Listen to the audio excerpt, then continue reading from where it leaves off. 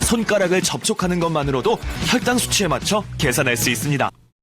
양자 기술을 이용해 혈당을 측정하겠다. 기계부품 제조사의 갑작스런 발표였지만 주가는 반응했습니다. 700원대에서 4,800원대까지 2달 새 6배 넘게 뜁니다. 하지만 5달 뒤 거래 정지됩니다. 이른바 매출 뻥튀기가 걸렸습니다. 주가 조작 혐의로 기소까지 됐지만 올해 초 상장 폐지까지 1년 2개월을 더 버텼습니다. 여기엔 재벌가 큰손 최모 씨가 낀 투자조합이 한몫했습니다. 1,000억 원 투자를 약속했던 건데 이 투자 결국 없던 일이 됐습니다. 대한민국의 미래를 견인할 첨단 전략 산업 2차 전지. 2차 전지용 리튬 관련 업체로 2년 전 큰 각광을 받은 상장사. 기술력 논란 등으로 3만 5천 원에서 수직 하락합니다.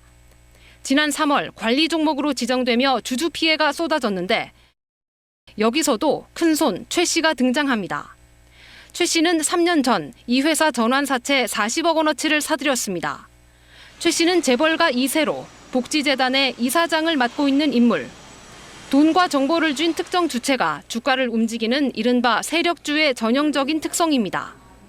취재 결과 최 씨는 시가총액 1,000억 원 미만인 초소형주 8곳에 투자했는데 2곳은 주가 조작 수사 대상, 2곳은 거래 정지와 상장 폐지, 1곳은 관리 종목이 됐습니다. 세력주 수법으로 보입니다. 신선 뉴스를 퍼뜨려서 투자 공시가 이루어지고 다른 또 소액주주분들이 또 그 주식을 매수하게 되는 악순환.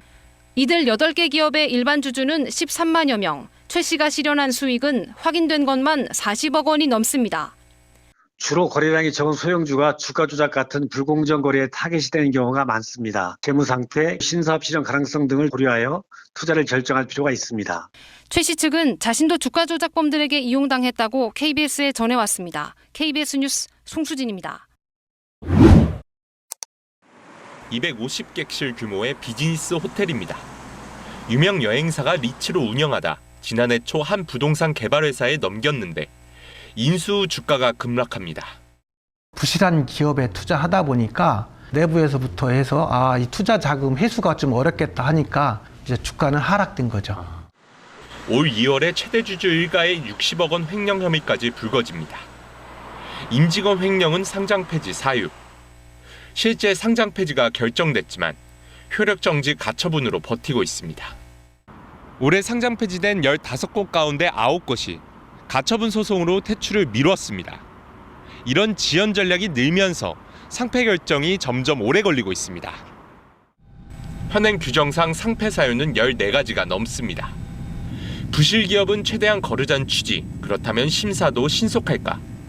최근 5년 상장 폐지된 기업 119곳 중 인수합병 등 자발적 상폐를 빼면 사유 발생부터 최종 퇴출까지 평균 1년 5개월 소요, 4곳 중 1곳 정도가 2년 이상 걸렸고 최장 5년 4개월 걸린 곳도 있습니다. 2년 넘게 개선 기간을 줄 수 있고 상폐 심사를 최대 3심까지 운영하기 때문입니다. 되도록 1년 안팎의 결론을 내주는 미국, 일본 등과는 차이가 현저합니다. 논란이 커지자 한국거래소도 상폐 심사 기간을 단축하고 있습니다.